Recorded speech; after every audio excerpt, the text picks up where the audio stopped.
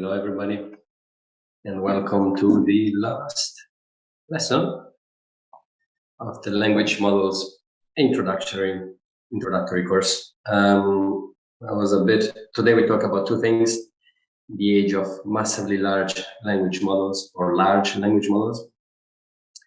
Maybe it'll be called massively large soon, and then I think at the beginning it was called advanced topics. Now I change it to additional topics. You put what you want, put the adjective you want. Quick recap: we started by understanding what language models are, and then we first explored n-grams as the simplest approach based on frequencies, so as a way to create models that just that summarize or extract statistical information from the training corpus. Then we looked into feed-forward neural networks and how they can be used for language modeling, and that also led us to word embeddings, which is one of the core components of modern language modeling.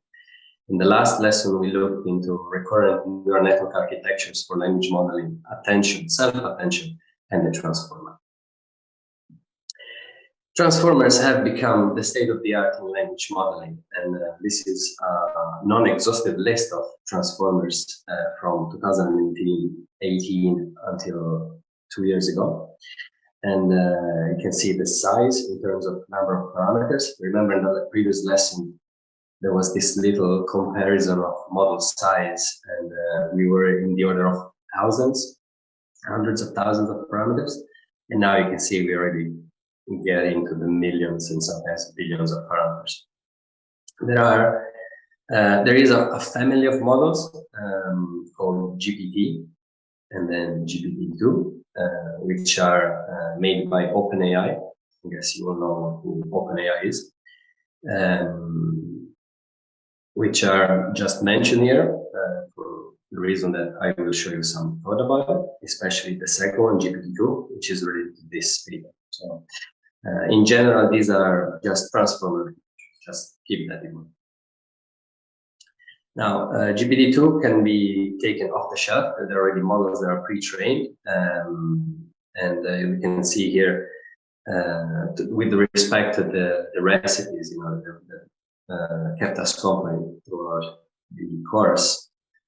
In this piece of code, I feed the beginning of this sentence to GPT-2. I was wondering how GPT-2 can interpret this them, which should be related to onions and not an orange.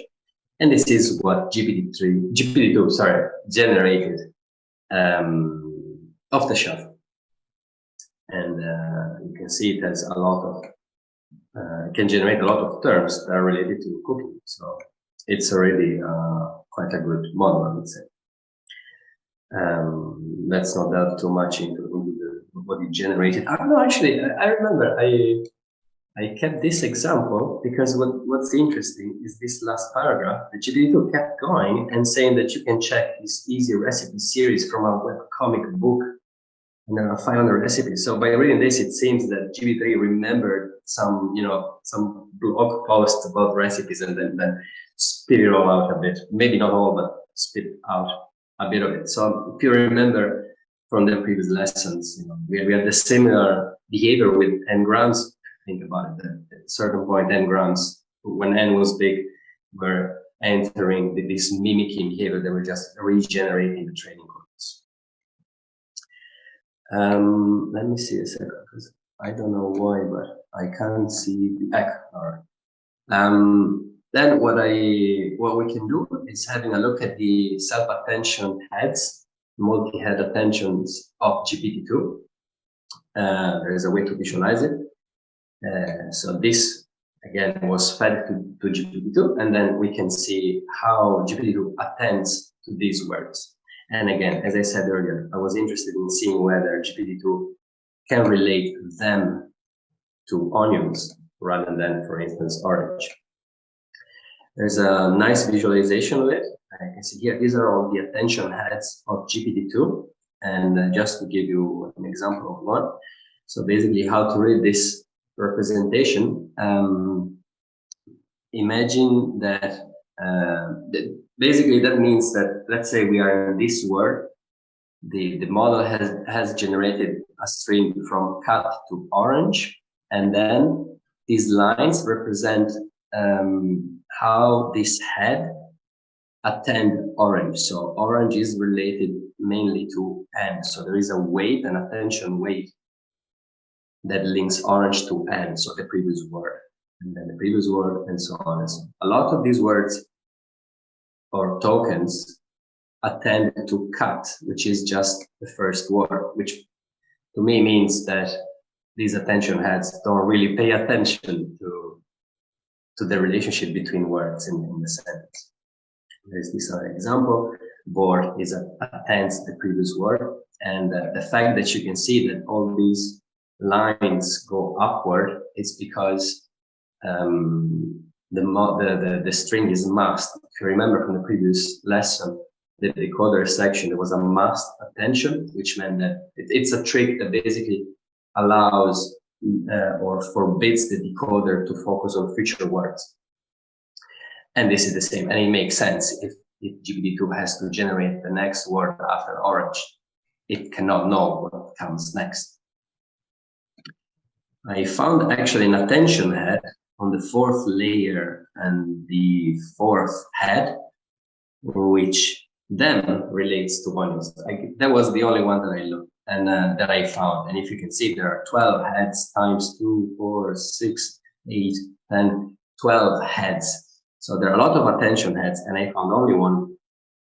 Feel free to look into it. So it's interesting, at least to me, that it's such a big model, and with hundreds of attention heads, I found only one that relates them to onions. And if you think about it, by going and look at the generated sentence, there was no more references to this them.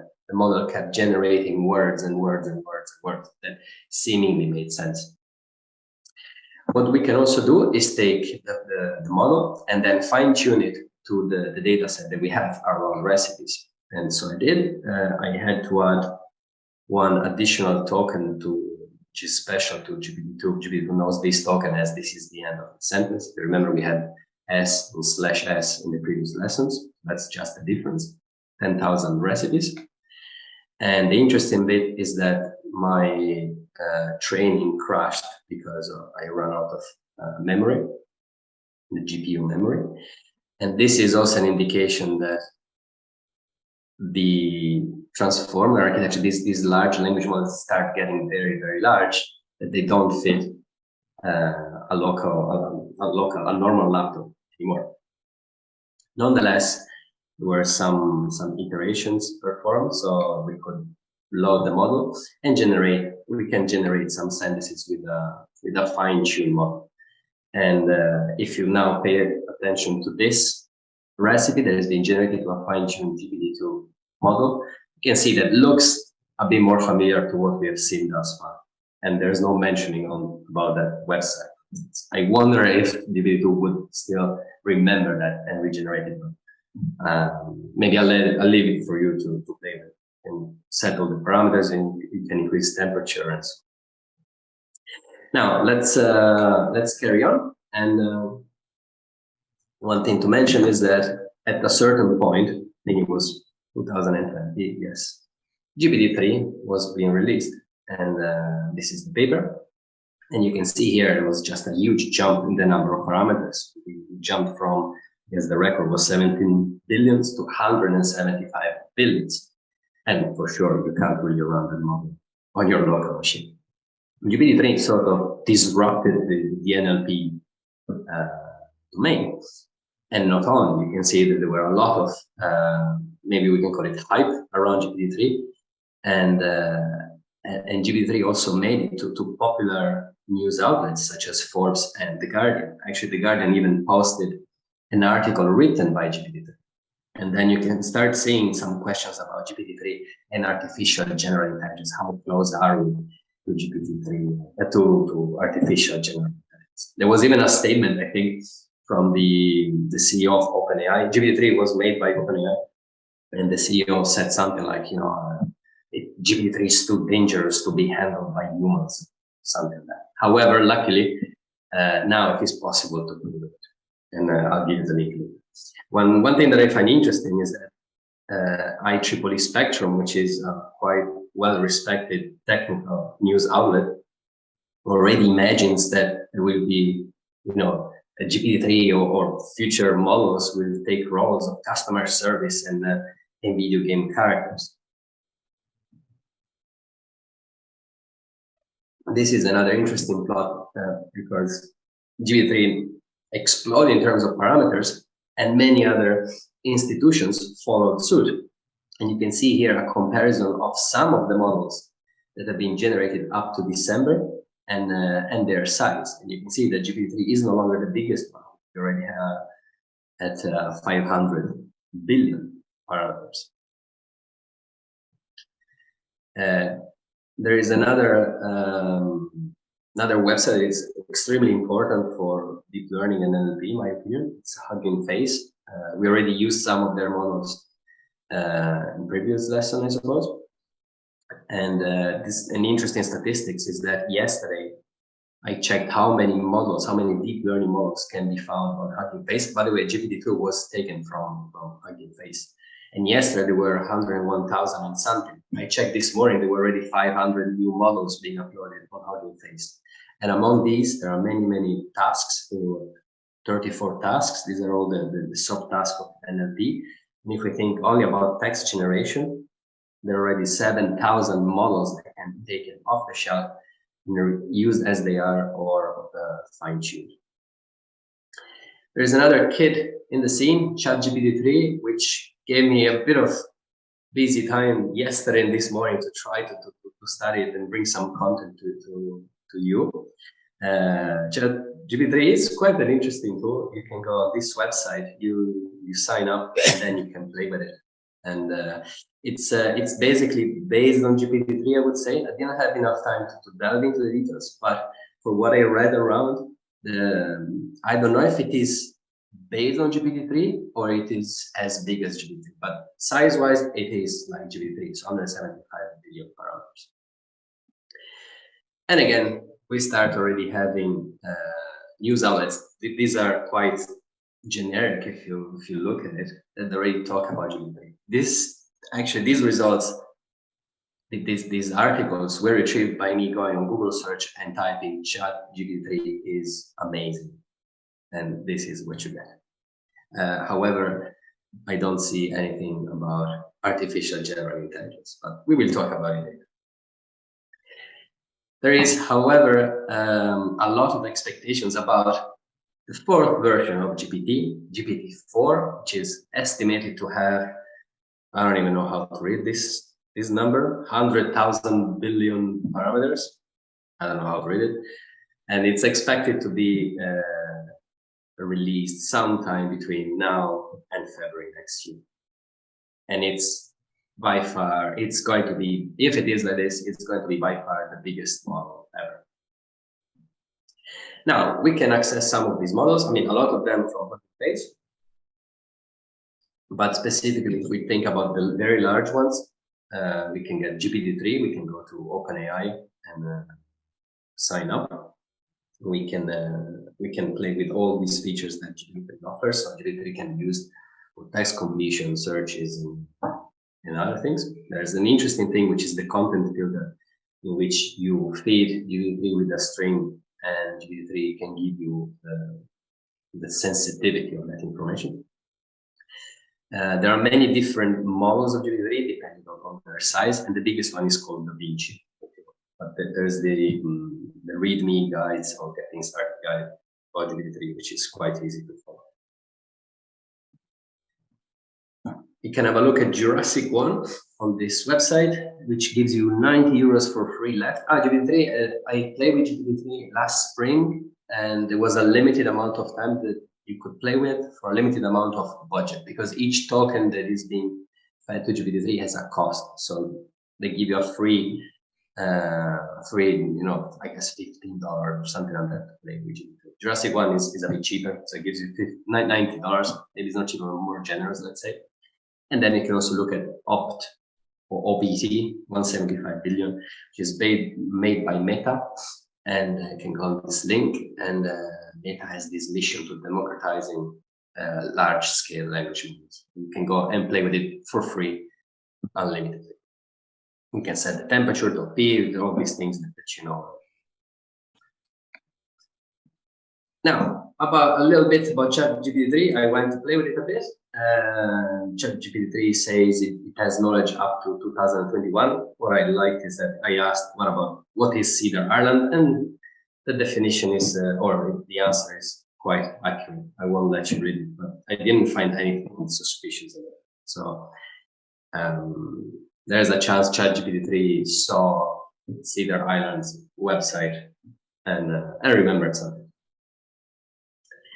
Now, we have all these big models, and they're getting better and better at generating text and maybe understanding, and maybe bringing us to artificial general intelligence. But are there any potential downsides about these large language models? Before going through, I have to give you a bit of information about my own biases. First lesson, I introduced myself a bit about my background. I found I have many biases, but I guess the most relevant to the topic are these four. The first is that when I studied AI, when I did my PhD, deep learning wasn't there yet. And the most used technique in research was to train neural networks was neural evolution. And neural evolution is a technique that applies artificial evolution to evolve neural networks, generally from the simplest one, like a perceptron, to more complicated ones. And so from simple to complex, if you want. Another one is Occam's razor, which was, again, it's something that if you study machine learning, you should eventually encounter. Network science, that was another topic of my PhD. And by network science, I mean studying graphs, studying complex networks, and also with work, I ended up, dealing with knowledge graphs and the fact that things or entities are connected with each other. And so there is some relations. And what I came up to understand during my studies is that a lot of data that is being fed to deep learning could also represent these relations, but because neural networks have some troubles in managing them, often this shortcut of removing relations and trying to encode these relations into the entities or the nodes is the way. Little alert, join the Lighthouse project next year, in which we talk about network science and graph neural networks. One last thing is that I'm a bit of a tree hugger. I guess everybody should be, and I'm very concerned about climate change. So let's get going. So the first downside that come up into my head is the fact that the models could be biased. And you saw it from GPT-2 that can already generate recipes and refer to probably a website. And these are 2 points that we saw from lesson 1, that basically statistical models depend on the training corpus. And if you think about it, artificial neural networks are correlation machines, and correlation is part of statistics. So these models, neural networks, no matter how big they are dependent on the training corpus. So what they generate, or the probabilities that they represent, encode facts about the training corpus. So if the training corpus is not good, then the model is not good. Let's have a look at an example of BERT, which is one of the smallest transformer models that you saw in the plot before. BERT is actually used by Google Search. And you can then play with the code. You can download it off the shelf from Hugging Face. And when you ask BERT to replace mask with a word, for men, BERT returns these terms, these nouns, and for women, returns sort of controversial terms. Nurse here, and once I ran it, I think, and I got doctor here and nurse there. So there is some bias in the data, and therefore bias in the model. So think about it. You take the model, you fine tune it, but how can you guarantee that this bias is removed? Same thing is with ChatGPT3. I asked to generate 5 sentences in the same way by replacing mask. and we got nurse and doctor. We got secretary for women and lawyer for men. Then I asked, why did you put secretary for, didn't you put secretary for men and lawyer for women? And ChatGPT3 so justified by saying, I'm not biased, but I'm just showing things that are associated with women. Okay. One fun thing, this morning I played with it again, and the results are different now. I guess gave graphic designer here and other terms, but then I asked, I swapped. So imagine we have this, and then I asked, why did you set nurse for male and baker for woman? And ChatGPT3 just goes back into apologizing, saying, oh, it's, you know, I didn't mean to sound offensive. So a sort of ChatGPT3 didn't remember what it generated, but we get there later. Now, another downside that I encompass it as always super sure, sometimes super wrong, is related to the fact that in general, trained neural networks are very sure when generating output, but this is an interesting example in large language models. So Meta generated this large language model called Galactica that was aimed to help the scientific community by finding citations and summarizing scientific text and everything. And it lasted 48 hours, and then it got shut down, and now it's not possible to be used because it was generating wrong facts. Similarly, ChatGPT3, there's this person, I checked who it is, but now I can't remember, John Werner, that he wrote some articles and then he asked ChatGPT to retrieve some articles made by him, and these results were wrong. Never wrote these articles. Another interesting one is that Stack Overflow used ChatGPT3 to answer questions, and on the 5th of December, it shut it down because it was just producing rubbish. It was producing something that sounded accurate, sounded correct, but it was wrong. And this is my own test. I asked about Lambda. Lambda is a model made by Meta. So ChatGPT3 got the acronym correct, but then it says it's made by OpenAI. It's wrong, it's cool. And then later on, it mentions that there's this person called Benjamin van Durme who worked on it and worked on DALL-E, and GPT-3 is the creator and worked on it in April 2021.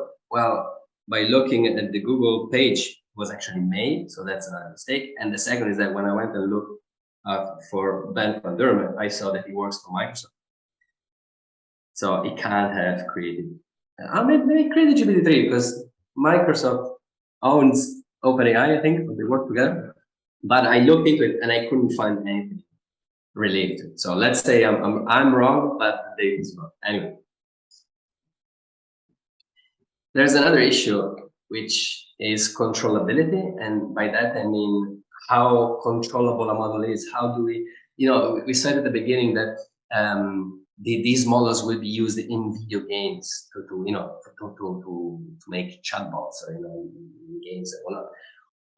Who can be sure that in a children game the model won't start cursing? This is an interesting news from The Guardian. It was in November, and it was probably an algorithm, so I would say a language model that it was used by KFC, and it sent this slogan to people subscribing to this whatever service that suggests to commemorate Kristallnacht, which is something that Hitler did, and I don't know if you should celebrate it with the cheese and crispy chicken. So this is an example of controllability. How do you suggest the language model that occurrence, that anniversary shouldn't be celebrated? I tried myself. I asked ChatGPT3 to generate a slogan about the invasion of Poland. I can do that because my wife is Polish, and ChatGPT3 refused to do that, but then he went on explaining about the invasion of Poland, and he made a mistake by saying that it was carried out by the Germans and the Soviet army. So that's not really true. So there you go. That's the wrong fact. I also tried to play with ChatGPT3 in spring, as I said, and I tried to implement a chatbot, or better, a search chatbot. So basically, there's the possibility in ChatGPT3 in GPT-3 to upload some documents and then execute queries, and GPT-3 can scan through these documents and return the answer. And you would expect that the answer is based on these documents. That's the retrieval bit that we saw. I think it was last lesson. Now, to be fair, what I was feeding GPT-3 with was just one line at a time. I wasn't sending the full history. Nonetheless, based on what I say, each line should be mapped to the documents and should return something that is inside the documents. Instead, I'll let you read it later, but the conversation that generated, and I got GPT-3 telling me that he was lying because he told me to put chips on ice cream. To put chips on ice cream, or ice cream on pizza, and then he told me, no, put it on chips, and then it crashed. It was hilarious when I was playing. One fun thing, curious thing of these large language models being so sophisticated, generating text that can be read, is it's so easy to anthropomorphize them and think that they really interact and really understand. At least I'm giving you more biases probably, but it was interesting that I started, mildly, but by just focusing on the data set, which, surprise, were recipes again. And soon I ended up chatting with GPT-3 as if GPT-3 was a child. Because if you read about it, it looks like a bit of a child, right? There's another interesting bit, which is, I call it like this, fake X as a function of model biases, the fact that it can be wrong and you're also sure about it. X can be news. So I asked GPT-3 to generate a news article about me eating garlic and killing a spider. So that was interesting because I also expressed how many words I wanted, and this description was exactly 51 words. I asked it to make it and also to make 5 tweets about me smuggling hallucinogenic garlic in Ireland. So you can do that. You can imagine implications. And then there's the interesting bit about law. It's not just about fake news, but we can, I play with the Public Health Tobacco Act. It's an Irish act that says that children that are below 18 years of age cannot smoke. So I asked, imagine I'm a policymaker and I want to make amendments, and but I don't know how to do it, so I can ask ChatGPT to do it for me. And if this seems to be far-fetched, well, Italians were well ahead a few years ago. It was in 2015, this right-wing politician used a software to generate eventually 85 million amendments to a law to block the decision process. And by the way, the title was translated by ChatGPT3, and this is the summary that ChatGPT3 made out of the article. The article is available, so you can go and read it if you can read Italian. Another downside is costs, because these models are very big. You can see the size of them. And there's a paper that it's referred in the end. And this shows that BERT, let me go back a second. So if you look at this, BERT is fairly small compared to this landscape. And being so small, it costs so much to train. It's estimated that this was the dollars in training. And GPT-2 is estimated to cost $1.6 million. And I suppose, running GPT-3, so the inference time, GPT-3 costs around $87,000 a year. That's why the tokens that are fed to GPT-3 are not for free, because OpenAI invested quite a lot in GPT-3, so it needs to make some money back. Although it's no profit, but still, it's losing money if it did it for free. Another thing that I found in another article is that it's estimated that training GPT-3 cost around €4.5 million, which, if you go on that, it equals to finding quite a large house in the center of Dublin. 4.5 million is quite a lot. And then I looked into ChatGPT3 to find out how much it would cost, and I found this tweet by this professor from somewhere in the US, I forgot, sorry, is that ChatGPT3 costs around 3 million per month, which is quite a staggering figure to generate also not entirely correct facts. There's one consequence of this, which is taken from this article, that only big tech and extremely well-funded startups can play this game. Now, we can discuss the political aspects of leaving research to companies, but that's more or less the trend. Universities start losing the ground on the research on large language models, and is that another implications? What does that mean? And even if they collaborate with companies, who leads the game? Are the companies that put the money in infrastructure, or universities that can pose a sort of philosophical questions and base research? There's another one, which is probably even worse, which is carbon emissions. This is a news from last summer, I think. If we talk about Ireland, data centers are now consuming more electricity than rural homes. And that's something that, you know, we are in the field and we hardly ever think about it. But what we do pollutes, even if we don't see it, because we access a website, but the website runs on servers, which runs on data centers, and these keep running and scale it up across the whole world.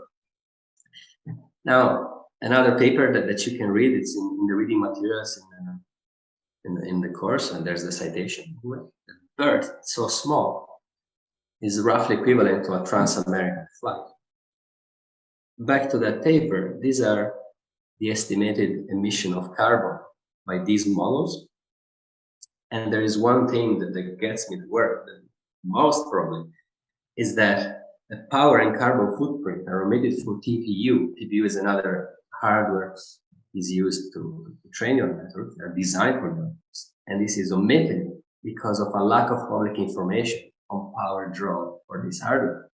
So we don't know, even if these are estimates, to be accurate, not, we don't know how much we pollute when we train these models on TPUs. I hope by now we have a better understanding.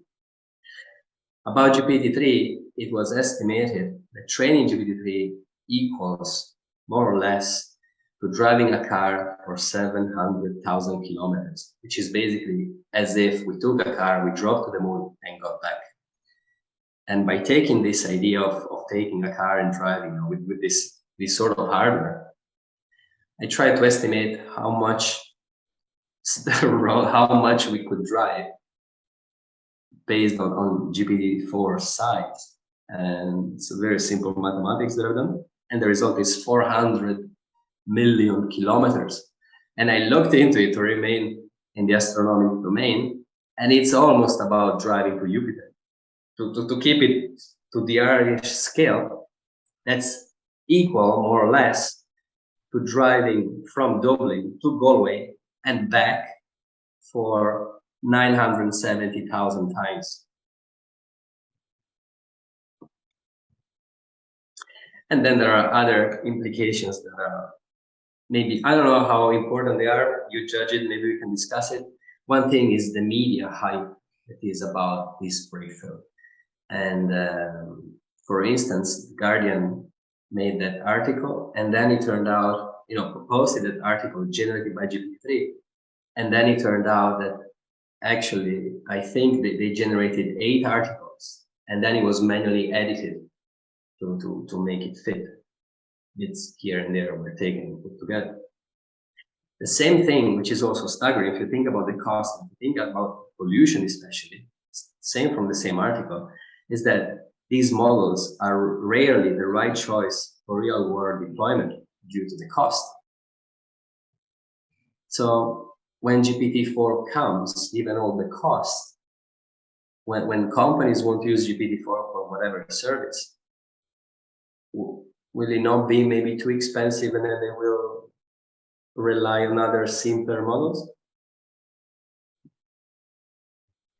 And now we get to the AGI and natural language understanding. Now, I tried to look around, and it seems that often natural language understanding is interpreted as being part of NLP, a subset of NLP. But to me, it's the other way around, because language processing is about not, whereas understanding to me something a bit more than that. It's not just assigning different weights. If we talk about Apple, the company of Apple, the fruit, it's about understanding the meaning of words, their semantics essentially. And Lambda is a language model developed by Google, if you remember. It's not been released.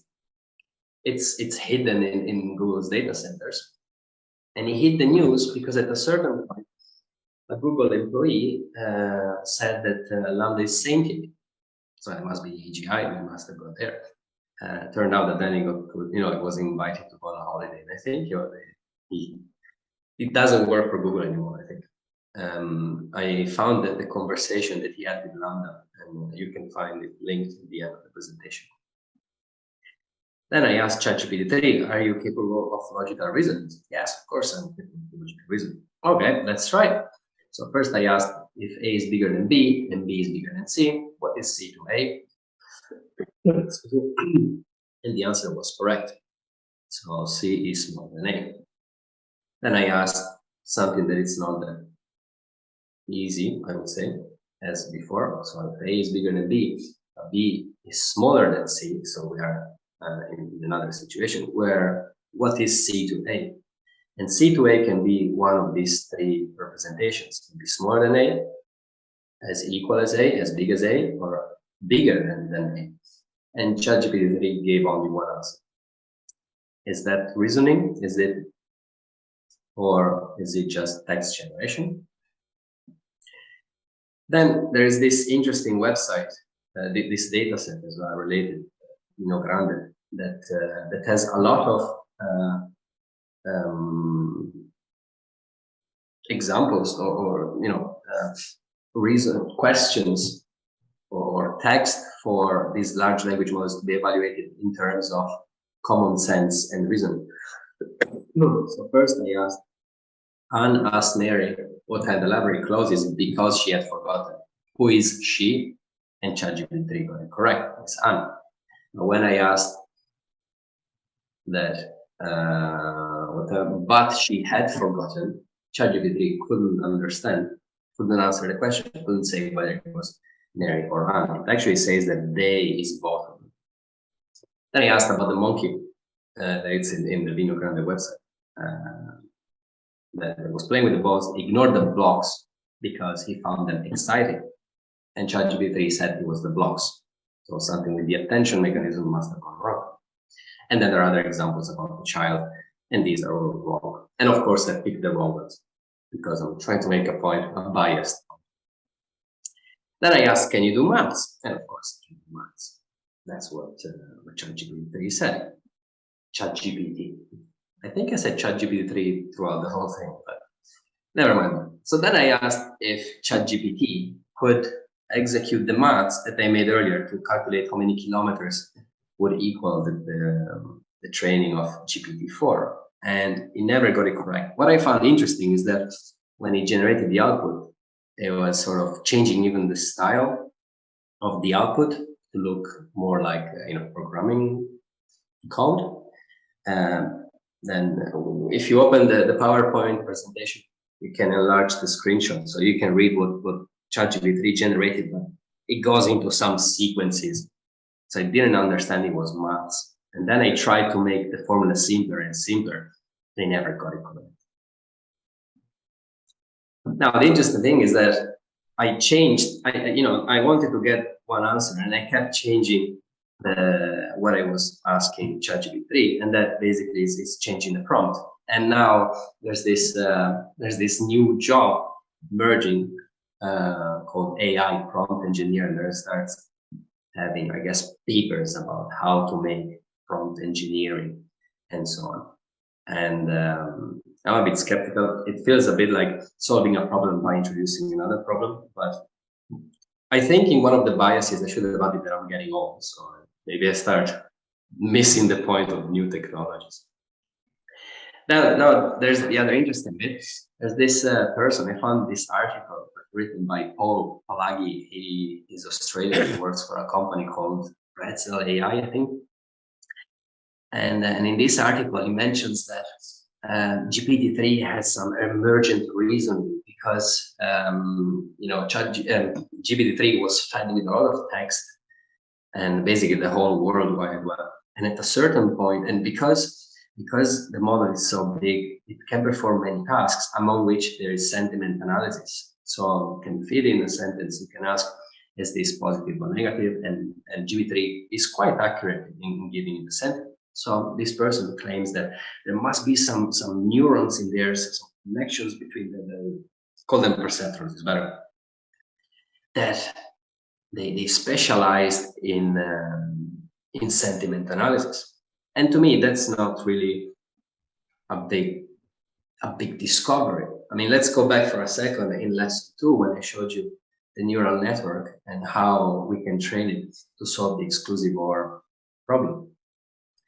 These are the weights and everything. And if we focus on single neurons or single perceptrons, well, we can see this one called alpha, when fed with the 4 examples, with the weights that were trained, alpha, the alpha neuron, manages to activate on the 3rd example only. So that corresponds to this sort of decision boundary. We can do the same for the other neuron, and beta can activate or can classify this other point. And then we have the 3rd one that combines the output of the 2 neurons and performs the exclusive OR classification. So if you think about it, even in this very small network, these neurons specialized. Alpha specialized on the 3rd example, that could be sentiment analysis. The 2nd neuron specialized in, I don't know, gender bias. And the 3rd one is specialized in generating text, if you know what I mean. So that bit is not that surprising to me. However, I haven't found the evidence that there are some neurons capable of logical reasoning. Sentiment analysis is fair enough because it's about classifying, and neurons are designed to classify because of the activations and so on. In conclusion, given this very negative speech, are large language models and larger language models really worth it? They cost a lot, they pollute a lot. It's not guaranteed that they give the correct answer. And is that the way to go? If they're even so big that companies might not be able to use them and they will go to smaller models. There was even a webinar yesterday held by Hugging Face that presented a new technique called set fit that leads to models that are, I guess, thousands of times smaller than GPD3, and they outperform GPD3. So, I don't know. To me, the story of the path towards AGI or natural language understanding, given what we covered in this course, is a bit like this. We had n-grams that were very far from being close to AGI. There's no even intelligence in n-grams. Then we saw feed-forward neural networks. Then we saw recurrent neural networks, all that family of them. Then we got the attention bit that led to better results in generating text, maybe understanding text, or at least paying attention to parts of the text. Then we got the transformer that sort of broke that plateauing bit into the feed-forward neural network valley and keeps digging down and down and down, because the bigger the model, the better performing, and the easier it is to confuse a human in giving the idea that there is some thinking in what the model generates. But where is there an end? Will we really reach AGI in this way? To me, no, not really. I guess if you haven't understood it from what I'm trying to say is that we can even get to 900 versions of GPT, but I don't think this is really the way. And I think there is some other technique that tries to, might get us closer. I don't know if we will ever get to HDR, but see it also in this way. Neural networks, or the exclusive or example from before, is a combination of neurons or weak classifiers. You can see them like that, because weak classifiers in the sense that they are far from being perfect, but when combined together, they achieve good results. And transformers are essentially the same. It's a bunch of neurons that are all combined together in a feed-forward fashion, even.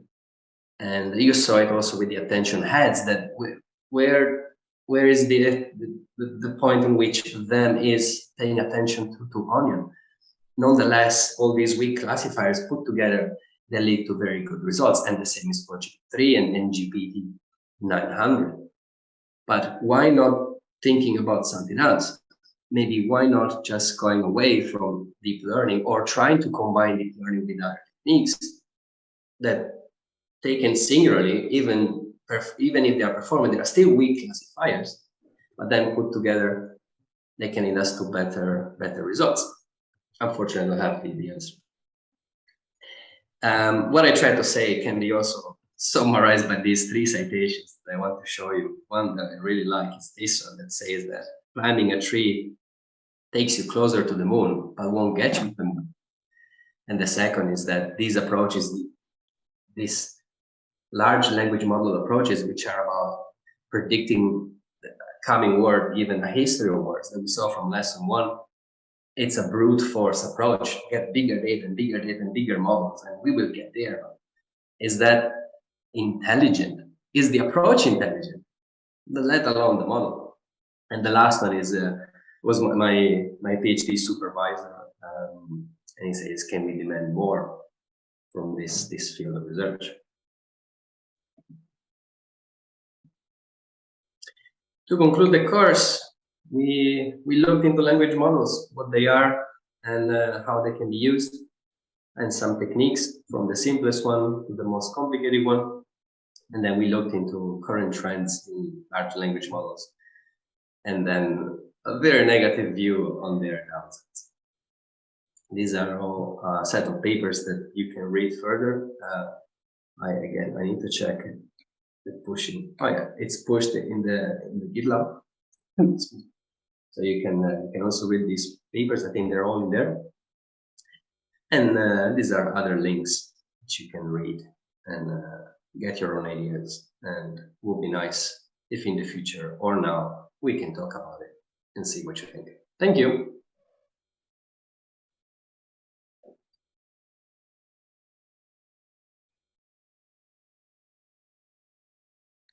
Corrado?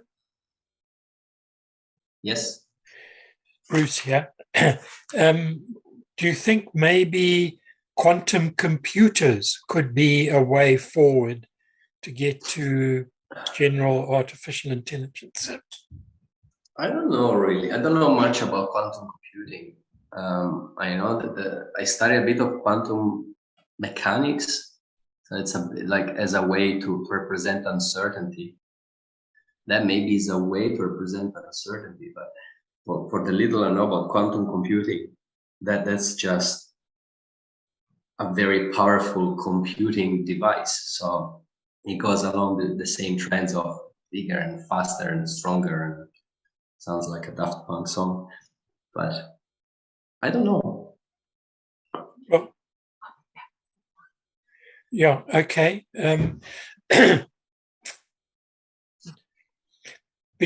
I mean, when you think of general artificial intelligence, we're comparing with a brain with, I don't know, 80, 90 billion neurons.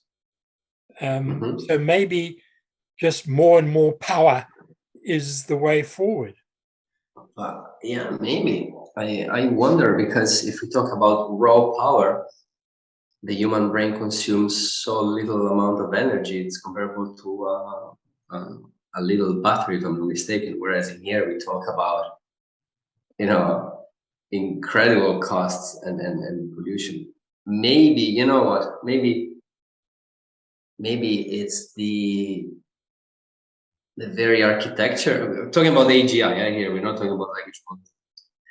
maybe the architecture that we use, the artificial neural network architecture that we use, which is weighted sum plus activation to be very, very, very wrong, right?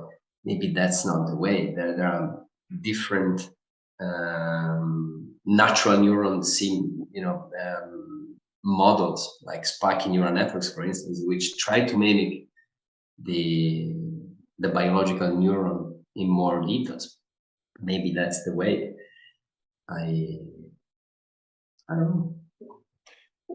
Maybe computers constructed of living cells.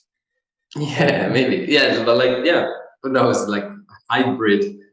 Yeah. Biological, artificial. Yeah. There was one thing that I wanted to mention. Maybe the whole problem is with the terms that we use. There was this brilliant paper from the 50s by Donald Michie. He worked with Alan Turing. One of the earliest approaches to experiments on reinforcement learning. I can give you the link. At a certain point, it starts, going on the philosophical aspects, like can that machine learn? And he talks about the fact that, think about it. We have had boats for so long that we don't say that a boat swims, we say that a boat sails. On the other hand, planes fly, but if you look at birds, planes don't fly. In the same way, maybe we should stop using the terms learn, think, remember, yes, but we should maybe go away from these terms, stop using them, think about another term, and maybe stop chasing, artificial general intelligence. That's the way. Maybe we will never get there because we think about that these machines learn, whereas at this very moment, to me, we just talk about correlation machines. There was another, I think it's in the references, there was another interesting comment by a professor, I forgot the name, of course, might be around here, talking about these large language models. He was saying that these models cannot reason because they don't do any labor in their thinking during their process, whereas us humans or animals have an experience with our cares and so on. So there's all this bit missing, so we will never get to AGI. And I wonder, and if you think about it, to go back to the idea that you said earlier, yes, we have bigger brains and everything, but we don't need the full World Wide Web to learn to talk. If you think about the effort that it took us, the amount of words that we ingest before learning to talk, to me, it's much less than what we feed these models to learn to write text,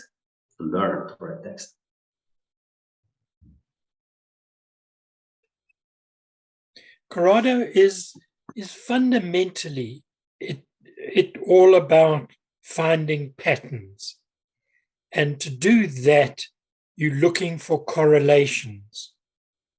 And in this case, it just happens to be words. Yeah, this is pretty much how we use neural networks, at least in large language model or language model. You saw it in the second lesson. We train a network to predict a word given its context. That's all what language models are about. And by making the models bigger and bigger, then they are more capable of doing other things which are still related to text generation. I doubt they have emergent properties such as reasoning, doing maths, and thinking. But I seem to remember reading somewhere that people, I don't know how many years ago, were saying that the computers, which are basically software algorithms and all that, computers could never think strategically. They could only think in brute force terms. And I think that was in the context of playing chess, or Go. they just could process, I don't know, 20 million possible outcomes in, half a second, which is the next one is better because it can process 100 million, in half a second. And then it optimizes to see which one. But they can never, ever think strategically in a creative kind of way. But I seem to remember that some programs somewhere were reading something to say that this particular software shows all the symptoms of thinking strategically, inverted commas, thinking strategically. So, maybe is it not possible that they can, inverted commas, think creatively? Well, there's a lot of research on computational creativity, and I would say these models, when successful, they mimic creativity, they mimic thinking. They do not think or are creative. That's what I think. I remember when I was studying back in the days, I was doing my thesis on reinforcement learning, and there was another colleague of mine. His work was on creating a poker bot that could bluff. And he was saying bluffing is such a difficult thing to make because bluff is not strategic. It's not. Maybe it is strategic. It's easy for humans, but if machines are algorithms that execute commands, then they maximize their payoff and they achieve their goal in a greedy way, then where's the room for bluffing? Another argument against creativity or AGI that I read around is that machines will never be empathic. They can mimic it. They can create, they can keep a vector that represents how sad they are. But are they sad? They don't feel pain. So can you feel empathy if you don't feel pain? I don't know. It's fascinating discussions, but how do you know that I'm just not mimicking things? That could also be, yeah. Could be. Hey, Corrado, I've got to go. Okay. Right. Thanks very much. Thanks very much. Okay. Bye-bye. Bye. Bye, everyone.